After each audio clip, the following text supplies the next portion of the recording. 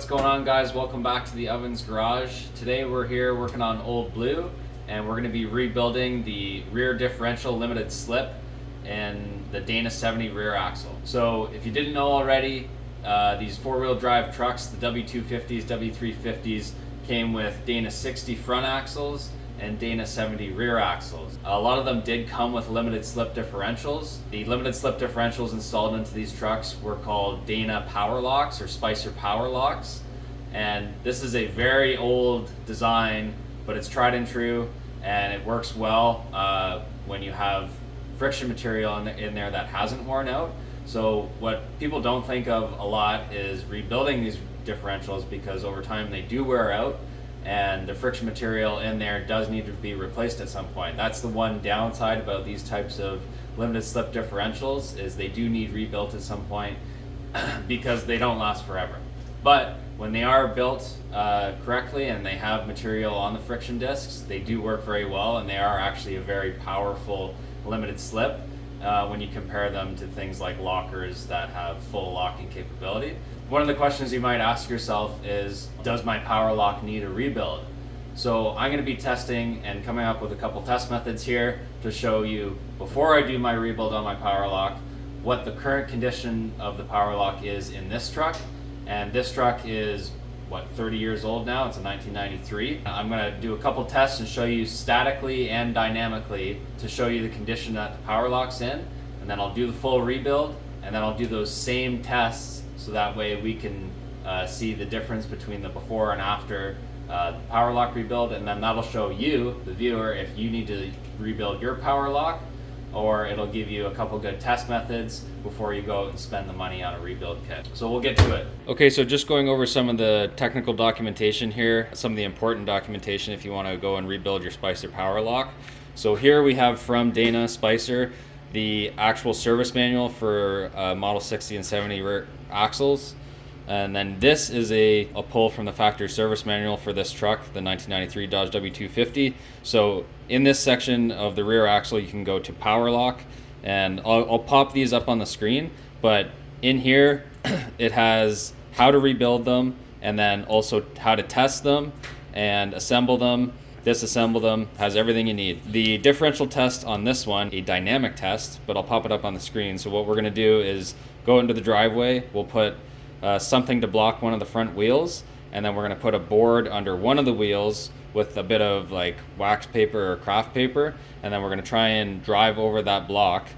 And what's going to happen is one of the rear wheels, the wheel that the block is underneath, is going to spin, and then if the traction lock device is working properly, the other wheel should spin and provide power to be able to overcome the hill that you're trying to get over, or in this case the block. The static test that's in this one, as described in the Spicer's Power Manual, is you take a torque wrench and you jack up one side of the vehicle with the other wheel on the ground, and you take that torque wrench, and then you have to figure out not your breakaway torque, but your dynamic continuous torque of rotation. Based on the amount of torque that it takes, you can tell if your Powr Lok is still good or not. The other test that we're going to do is we're just going to go out, because right now it's winter time. We're going to go out on a slippery surface and just do a burnout, and if both wheels spin, then that's a good sign that the traction locking device is working well. And then the other one that we're going to try and do, if I can find a spot, is see if I can get some dry pavement on one side and then some like icy pavement on the other side, and then we'll see if the traction device locks up both wheels or not. Okay, now just going over some of the parts that you're going to need for this rebuild. I tend to, and I'd like to go with Spicer, genuine Spicer when I can, when it comes to axle and driveline stuff, as I find that the quality of their material is much better and it lasts longer. In the actual Powr Lok rebuild kit itself, it comes with a number of replacement friction materials and clutch discs. So that comes with the kit along with this friction modifier. I bought another friction modifier because I'm going to need to pre-soak these in friction modifier, and if I need more, I wanted to add more, so I got that from Yukon Gear and Axle. The diff cover gasket, I got the inner and outer axle seals, because I'll have the drums off. I'm going to replace the inner seals while I'm in there. Some people say you need a axle spreading, like an axle housing spreading device to get the whole carrier in and out. We'll see how it goes. I've seen some guys on YouTube be able to do it no problem without it. But I'm in a small garage here. The truck's in the garage. I'm gonna turn the truck around to do the rebuild. I'm gonna take it out and then I'll do the rebuild on the workbench and then I'll pop it back in.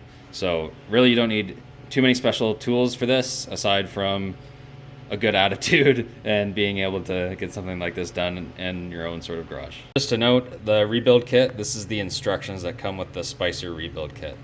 Okay, so I've driven the truck here for about 15-20 minutes. I did like 4 or 5 figure-8 turns to exercise the unit, is what they say in the technical documentation. So I think it's safe to say that my rear axle fluid is sufficiently warmed up at this point. So now I'll commence with a couple tests. I do have a little bit of dry pavement so I can get one wheel on the snow and one wheel onto pavement. So we'll start with the burnout test first.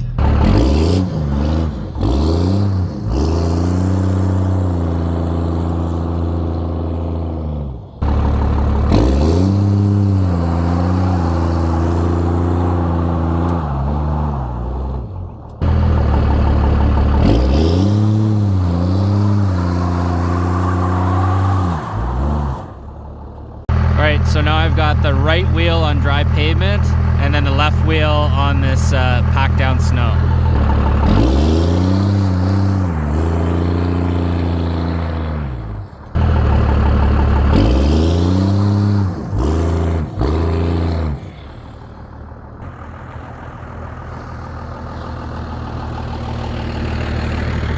Okay, and now I got my left wheel on dry pavement, right wheel on packed snow.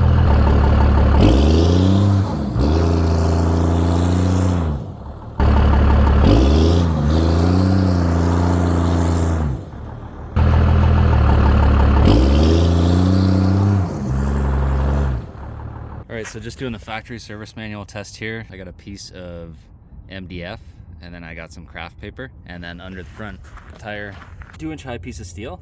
And what it says is to go with a gradual throttle. See if you can climb over the 2-inch block in front of the tires without that slipping. So this test basically says if this wheel is going to be on a slippery surface, if you can drive over this block with that side getting traction instead of that one just slipping. I could just do this on ice too if that doesn't work out with the paper, and just see if I can go over that 2-inch piece of steel. And if you can do that on both sides, then it's considered functional.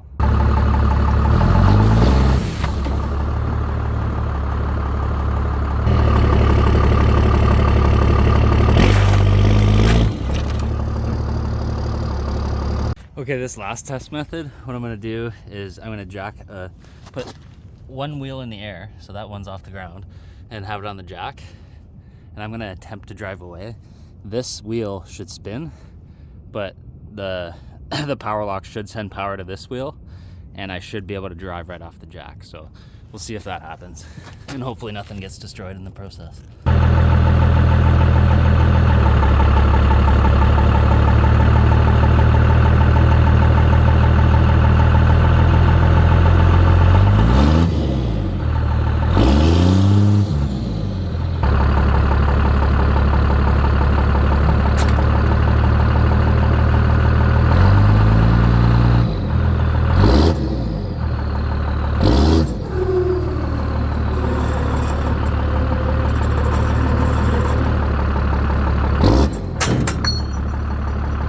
Okay, so I just reviewed some of that footage, and that last test that I did was probably the most aggressive test of all of them, is just having one wheel right in the air and trying to get the vehicle moving with the other wheel.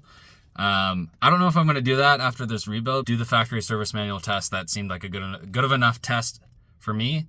And even having one wheel on slippery ground and one wheel on pavement, that's also a pretty good test because you're still getting some traction from the slipping wheel. But the hardest test of them all is obviously having one wheel completely off the ground and trying to get the other wheel moving. So I don't know if I'm going to do that with the fully rebuilt axle, because I don't want to rebuild it again after I rebuild it. Okay, and now just for fun.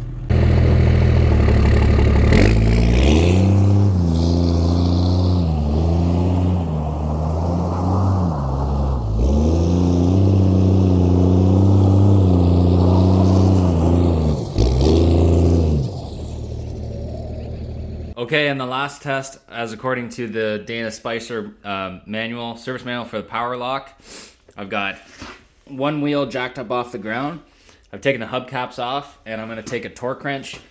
And I don't have the special tool to be able to get it centered here. My steering wheel puller is a little bit too small. So what I'm going to do is just take the torque wrench, go into this bolt, and see what the force applied.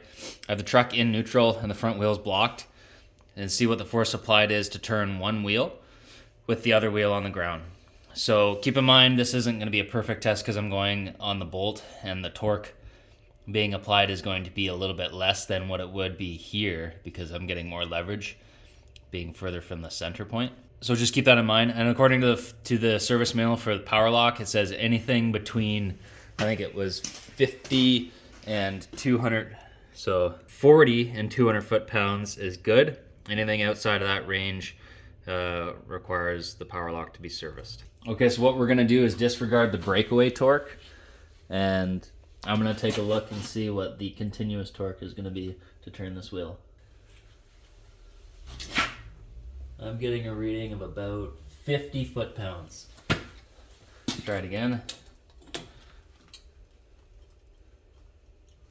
60 breakaway, about 50 foot-pounds to rotate continuous. I'm going to go and try that on the other side. So I'm going to jack up the other side and then put this on the ground. We'll see what reading I get on that side. So this way I have a good comparison before and after. Okay, on the other side I was getting about 45 to 50 foot-pounds. Now keep in mind, on those bolts, because they loosen, I could only go backwards on that side, and I can only go forwards on the passenger side. So 50 on this side, 45 on the driver's side. So that's good to keep in mind for after the rebuild. All right, before we get started on the rebuild, I'm going to take the new discs and plates, and I'm going to lubricate them with the supplied friction modifier, because you need to pre-soak them for at least 20 minutes before you begin using them for the rebuild. So I'm going to put them into these plastic baggies, add some friction modifier, and make sure they soak. And apparently this stuff sinks, so plastic baggies are going to be good because I can seal up that smell too.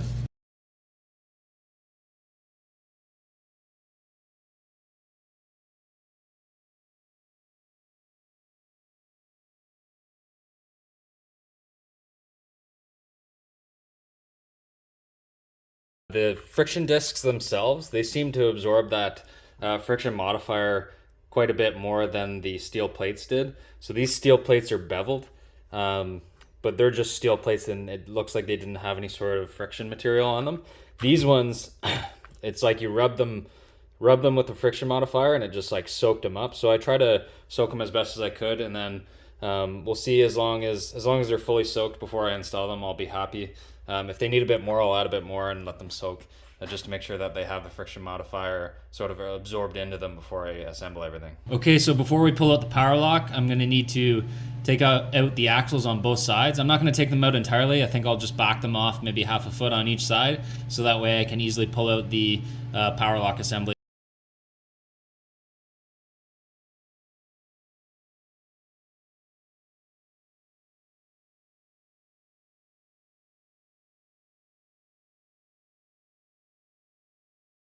Okay, now I've got the diff cover off. You can see Powr Lok assembly is just right here.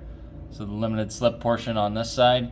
So here's the ring gear. What I'm gonna do is I'm gonna take these two caps off on both sides.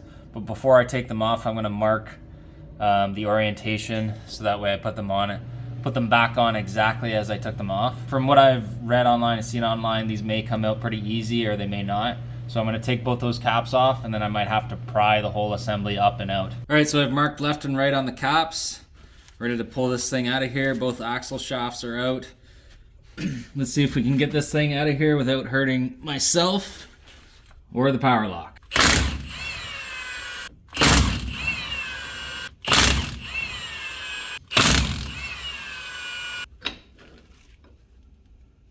There's the left cap.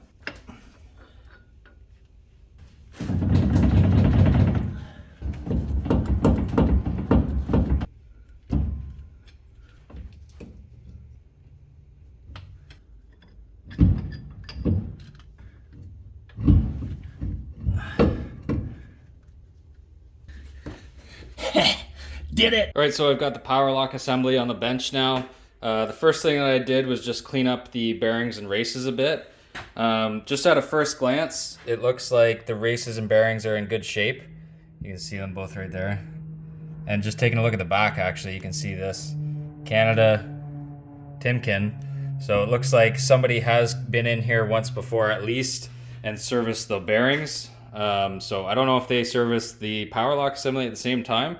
That might explain why all the tests show that it was in good condition. Maybe they did service the Powr Lok assembly at some point. But the bearings at the very least don't need to be replaced because it looks like these are in good shape. So now we can move on to the Powr Lok assembly. I just wanted to note real quick about the placement left and right in the carrier housing and the axle. So the shims you can see are just underneath the pressed on bearings. So when we service this unit, we don't have to worry about shimming it properly on the way back in. I just marked the races left and right so that way I put them back in the right spot, and we shouldn't have to worry about left and right when we put the whole assembly back into the axle housing. So before I take this thing apart, you can sort of see how some of this works. So in addition to the friction material and steel plates that are in there, there's these two V grooves, one on this side and then one on this side. So, well, sorry, there's two pieces, but there's four around here, but you can see one side of the housing has V grooves on the top and then the other has V grooves on the bottom. So when the torque is applied, these two cross shafts, so they go all the way across, they'll ride up on these ramps, and then additional preload will be applied to those friction discs and steel plates, giving you some more traction through the Powr Lok assembly to the other wheel. So that's a pretty cool design, pretty bulletproof in my mind. And depending on how you set these up, you can set these up in multiple different arrangements.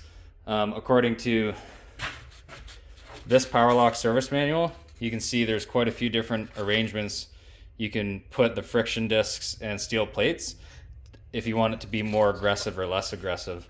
So we'll see how this one's set up, and then we'll compare and go according to the factory service manual on how to reassemble this one. All right, so the first step here, we're gonna mark the ring gear half and the cover half, so that way we have it there for installation reference. What we're gonna do is put an X on the top, an X on the bottom, and then we'll do an X, kind of go across like that on the cross shaft. We'll do the same thing on this one, but we'll do circles. So we'll do a circle on the top, circle on the bottom, and I'll just do a circle around this cross shaft. And then that way we know when we put everything back together, it'll all be the same way it was before. Okay, so the next step is we're gonna remove the case attaching bolts, and we're gonna remove the button cover half. So that's this half.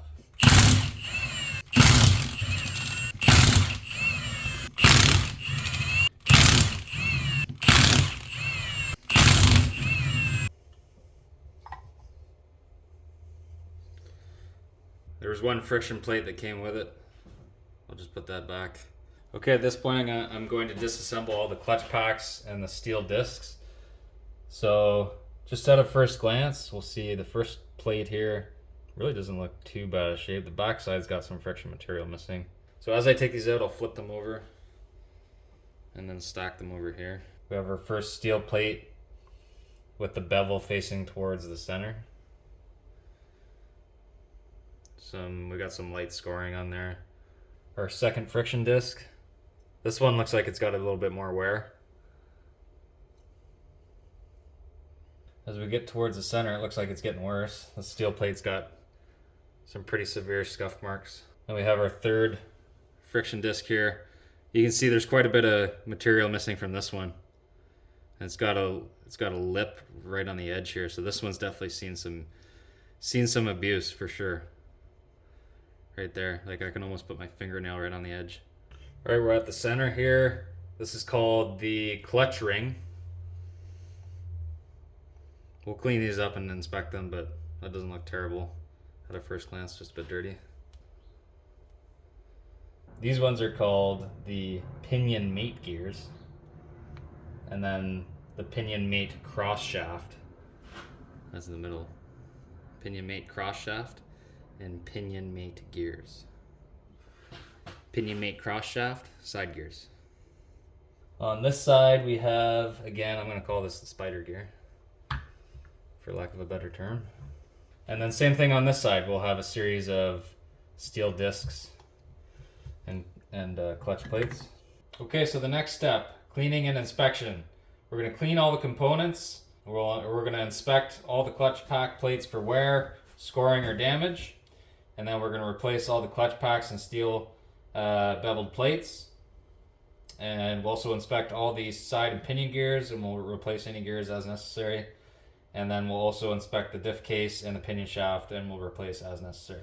Okay, so I just wanted to go over just the inspection of the parts right now. So I'll start with the friction materials. I cleaned off all the old friction materials and steel beveled plates. So here you can see, so the cone up for the steel plates goes towards the outside of the Powr Lok on each side. So you start with a friction plate. So all these friction plates stay in rotation with the Powr Lok case, and then the friction material, or sorry, the cone steel plates, they rotate with the axle because they have splines on them. So just keep that in mind as we go through this. So the outsides of these two, they don't see anywhere because they're on the outsides and there's no steel plate from the conical washers riding on them. So the surfaces that are going to be damaged are going to be on the insides here, right? So anything between these two friction plates is going to have wear. So we've got wear on the inside of here. We've got wear on the steel conical plate there. You can see the wear a little bit on the steel conical plate there. The inside friction disc actually turned out not too bad on both sides. So you can see both sides there. Sorry, that's just a bit of dirt, but this one's not too bad. Again, the steel plate on this side, you can see the signs of scoring and wear. And then this is the worst of it on both sides. The inside friction plate really dug in. And then you can see on this side the wear on the steel plate where it was digging in. So that's about kind of what it looks like on both sides. I'll show you the other one real quick. The conical steel plate towards the outside of the Powr Lok. So again, friction material on both sides, good shape because nothing's riding against them. On the inside, that was the worst of it. You can see the scoring there. The friction disc in the middle turned out not too bad. Friction disc in the middle is not too bad. Steel plate has got some wear on it. And then on this side, you can see the wear on the friction disc as well as the steel plate. So overall, I would say it wasn't in too bad a shape, but it's definitely needed a rebuild after looking at it, for sure. Those friction discs, they don't last forever. So it's good that we're doing this rebuild anyways. Looking at the rest of the parts. The rest of the parts here, we have the cross shafts. So you can see where it rides up on the Powr Lok case. If there's any major signs of wear, you might want to replace these. This more just looks like there's no grooving in there, but it more just looks like it's shined up just from the movement of it on the case. So it's the same thing on both cross shafts. It looks like that. Not terrible shape. I'm not going to replace those. All these side gears, inspect them for any sort of signs of damage. These ones are all fine. I inspected them. They look fine. Same with these gears that attach to the axle. And then these as well. They look to be in okay shape. You can just see the wearing surface where it was riding a little bit. Again, not in bad shape. They've cleaned up okay. I'm not going to replace those. And then the case itself, you also want to inspect. This is the outer half of the case. You want to inspect the V surfaces where those cross shafts ride. And again, I'm just getting that light sort of shiny surface. They're not deep grooves by any means. So I'm just going to leave those. And then same thing on the ring gear side of the case. is not too bad. It's just shined up, like I said before. So I'm not going to replace any of those components. The only components I'm going to be replacing are the friction plates and the steel discs. All right, so just talking about fluids here real quick before we reassemble. So I'm going to be using a full synthetic gear oil. This is a MotoMaster full synthetic gear oil from Canadian Tire. The oil weight is 75.90. Dana Spicer recommends from the rebuild kit, as well as in the factory service manual, they recommend a 80W90. Down here you can see it. But the W is just a winter weight. As long as it's a 90 weight oil, when it's at full operating temperature, that's what really matters here. So this synthetic has a bit better cold weather rating, which is, I mean, good. I live in a cold climate anyways. So what you're going to be wanting to look for in a gear oil is something that has 90 weight, and I'm choosing to go full synthetic over just the conventional oil because I like to take care of my trucks, and synthetic's a bit better. So I'm going to use this during reassembly to lubricate all parts as things go together. So this is right out of the Spicer rebuild manual. Again, it says SAE 90 weight multi-purpose gear oil, meeting that spec L2105B or 80W90. And then we have, out of the factory service manual, API GL5, a container of track lock lubricant friction modifier should be added after the repair, service, or lubricant change. So that's as per the factory service manual. The Spicer manual says, what do they say about using friction modifier? So in the case of chattering or bumping and turning in corners with limited slips, many vehicle manufacturers find it necessary to specify a lubricant additive or friction modifier. So check the vehicle manufacturer lubricant recommendations. So the factory service manual says to add a bottle of friction modifier after the rebuild. Okay, I just wanted to note one important thing here before assembly. In the instruction manual, it states there's thin plate assemblies and thick plate assemblies when it comes to the friction discs. Now, they were marked thin on the thin ones before I lubricated them, but had I known that the friction modifier would rub off the labeling, I can't tell which ones are the thick ones and thin ones anymore.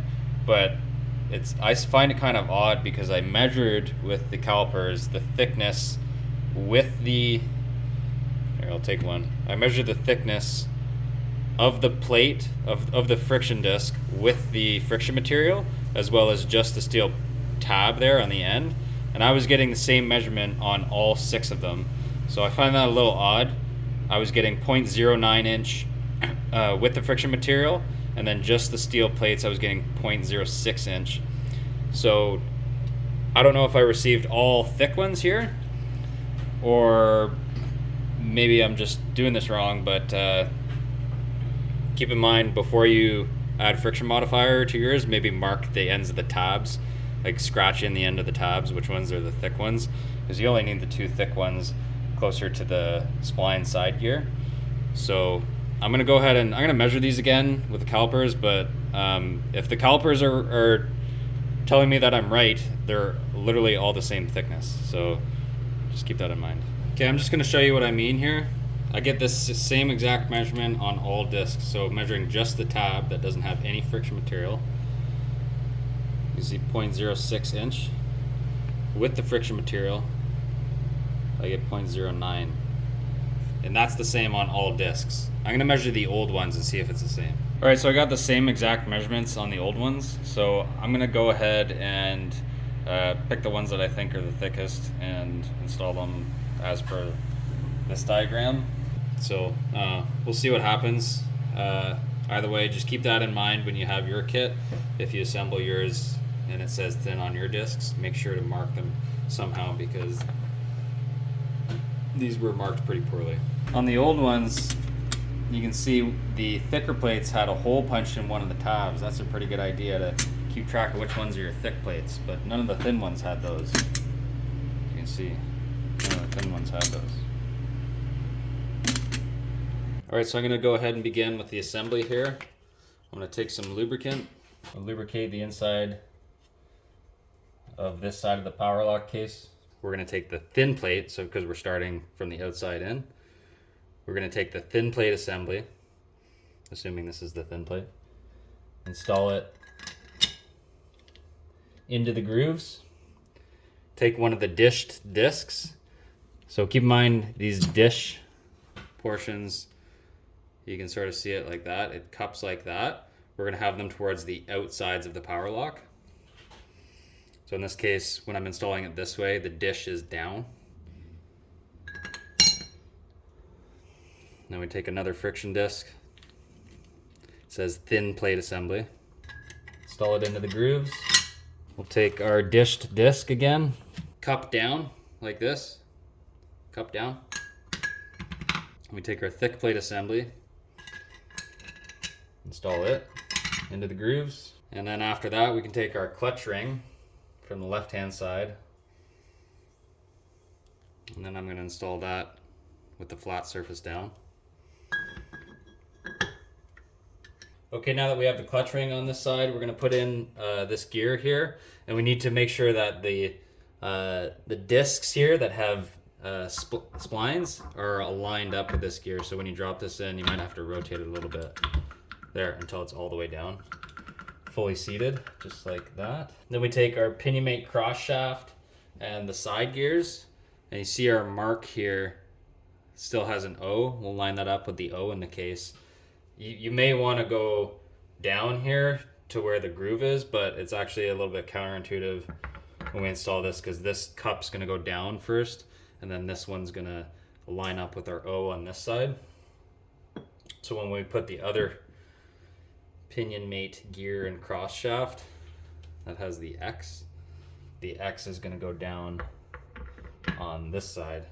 So we have one V in that groove, and then this V is going to go into the top side of the case. And this will all get compressed when we bolt that down. So now we move on to the other side of the case here. And then we're going to assemble the other side just the same way, and then put the button half of the case on. We start with this gear, which we've already lubricated, so it works just like that. And then we put in our clutch ring over top of it. Then we're going to take our thick plate assembly, take our dished disc, make sure the dish goes towards the outside of the Powr Lok, so cup up this time. Put that over top. Thin disc, thin plate assembly. Okay, next we take our dished disc, again cup upwards towards the outside of the Powr Lok, cup like that, crown up. Okay, now we take our final thin plate assembly, okay, just like that. Now that these guys are all lined up, we can take the button half of the case, lubricate it, and slide it over top of everything, making sure that those clutch discs go into those 4 grooves here, and lining up our O with the correct V groove, which in this case would be on this side. Okay, we'll take our button half. We have our X, and we'll line up the X with the X on this side as we bring it over top. We're going to have to adjust our clutch rings a little bit here. Make sure it lines up with those grooves. Now we can bring this down over top.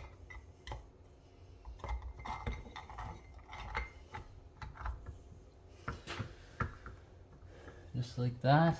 Okay, so now we're going to finger tighten these bolts. So drop these down, and we're going to have to draw these down, draw this whole assembly down, because there's a bit of a preload with those dished discs on here.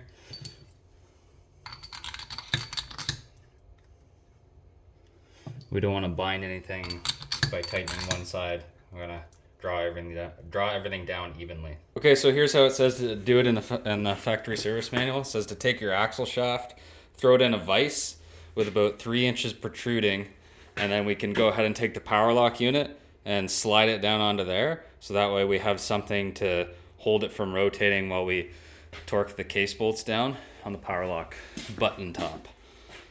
So we'll get that thrown on there, and then we can torque these down. These bolts get torqued evenly in a cross pattern to 65 to 70 foot-pounds. Okay, so just as we're reassembling the Powr Lok unit here, I just want to suggest one thing. What I suggest is you assemble each half of the unit and their respective sides of the cases, and then make sure that the gear is seated all the way down into the clutch ring, and make sure that you can spin it as one assembly, just like that, on both sides, to make sure that you're fully seated. Because if you're not fully seated, you're not going to be able to tighten down the case properly without the discs binding up. So now that we're at this point, we can go ahead and put our cross gears in, the side gear and the pinion mate gear with the cross shaft. And now as we put this on, I'm going to hold it as we lower down onto the case, and make sure to line up your marks as you took off the unit. Make sure it goes back on the same way that it came off.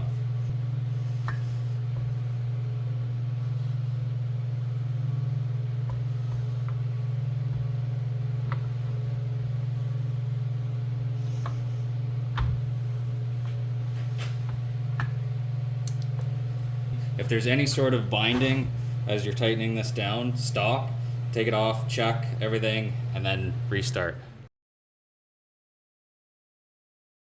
Last thing I'm going to do in here at the axle housing is just clean this out a bit, inspect the pinion gear, make sure that everything in here is looking good. Alright, we're at the point in the service manual where it says to use our case spreader to put this back in, but I don't have a case spreader, so we're just going to use these. So what I'm going to do is I'm going to get back under there with this heavy thing. I'm going to pre-lubricate these bearings with our gear oil, as well as the races. Get the races on there and slide them up into position, and then try to fully seat this thing. And here it says to use a hammer, a rawhide hammer. So we're going to go ahead and use our rubber mallet and try and tap it into place as best as we can, and then get our caps on in the exact same position and orientation.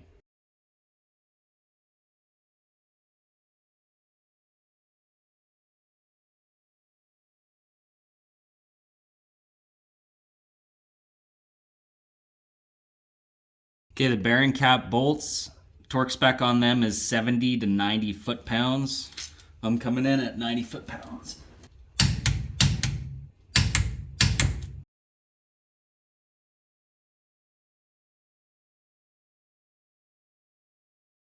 Okay, 35 foot-pounds on the diff cover bolts.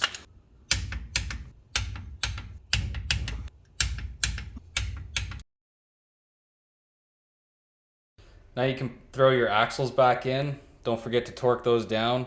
The axle flange to the hub bolts are 70 foot-pounds. I'm going to do that on both sides, but first I'm going to do another project for you guys and make another video about the axle nuts. And I'm also going to take the hubs off, replace the inner seal, as well as the flange to hub seal.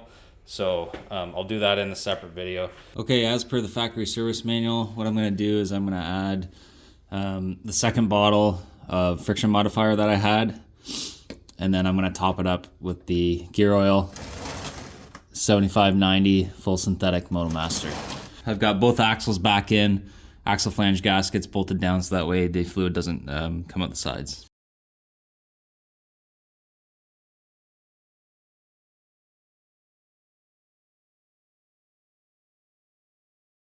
Okay, we're here doing the after tests now. So I've again warmed up the truck, driven about 20 to 30 minutes, and I just came to this same parking lot again, and I did probably 4 or 5 figure-8 turns to warm up the limited slip, make sure everything is good to go in there in terms of being warmed up and up to operating temperature. So now I'll try those same tests again, and we'll see what our results are.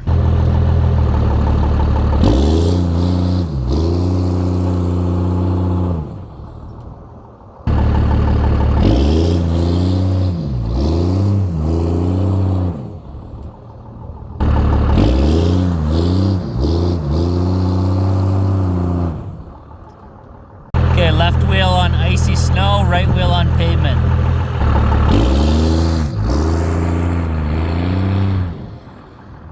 Okay, take 2.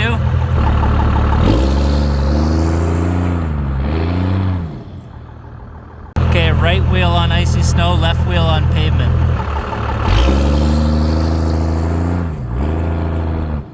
Okay, take two.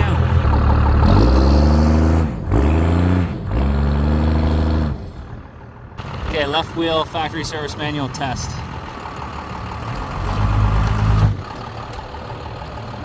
Okay, right wheel factory service manual test.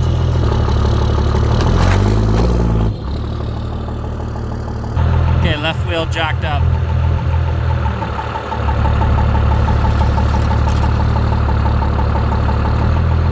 Okay, right wheel jacked up.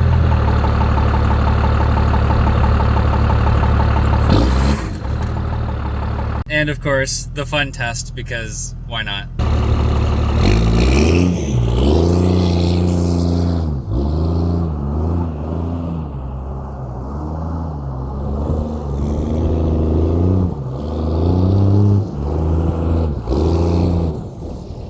Okay, so for the static test, the issue that I'm running into is these bolts torque to 70 foot-pounds, so I don't want to break these bolts by accident.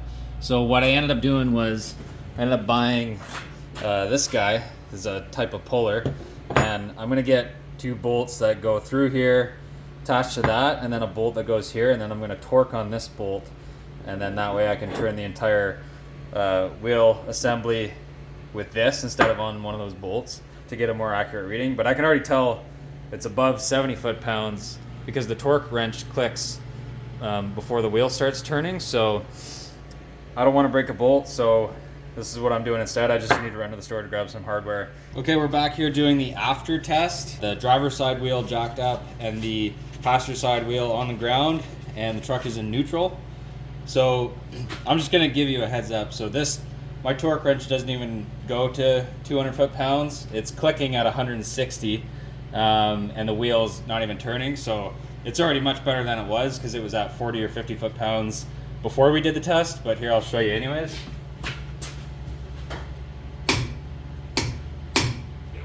So I can't even get that going. So I get another guy on here to assist me if I can get it moving. We're probably around 200 foot-pounds. There we go. So I'm gonna go test the other side, and we'll see if it's roughly the same as that. I can't even test what the torque is, but it's probably around 200 foot-pounds. All right, same thing on this side. This is about 160 foot-pounds on the torque wrench. And then with the assist, oh God. There we go. That's got to be around 200 foot-pounds or more. Fresh rebuild. All right, guys, so that concludes the Powr Lok rebuild on Old Blue. That was a lot of fun, doing all the testing before and after, doing the Powr Lok rebuild. It wasn't as hard as I thought it was going to be, but there's a couple things just got to be careful with while you're doing the rebuild in terms of getting the clutches all aligned properly. But otherwise, it's something that you can do at home if you have a garage space like this. You could do it pretty easily with just basic tools. So and it does benefit quite a bit because as you've seen from those tests, the before and after really did make a pretty big difference. So in terms of the I guess longevity of the Powr Lok rebuild, I would say I'd probably do some of those tests, at least the static test, and check and see what the friction level is on the discs just using the torque wrench. I'd probably do that maybe like every 100,000 kilometers, 150,000 kilometers, just to give you a rough idea and see how the clutch packs are wearing over time. Now, obviously, they can wear out much quicker depending on your driving conditions. So if you're in conditions like I am, where you have a lot of icy roads or snowy roads, where you do run into that situation where you have traction on one tire, slippery surface on the other tire, you could wear out those clutch packs real quick. Or if you're in like an off-road type of situation where you find yourself off-road a lot, where one tire is slipping more than the other, you could find yourself wearing through those clutch packs pretty quick. So anyways, guys, thanks for watching. Appreciate it. And stay tuned for the next one. Cheers.